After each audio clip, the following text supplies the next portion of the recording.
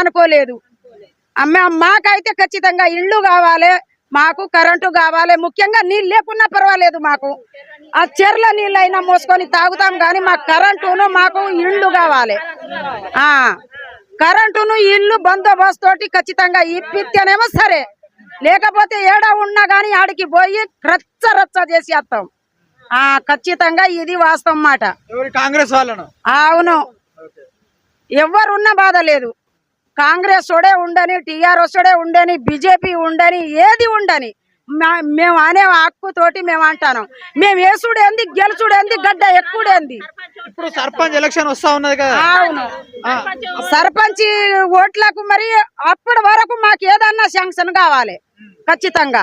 అయితేనే మాత్రాన సర్పంచ్కు ఓటాకు వేస్తాం. మేము అంతసేపు వెయ్యలేం, గిట్లయినా ఉంటాం కానీ మేము సర్పంచ్కి గెలిపియం.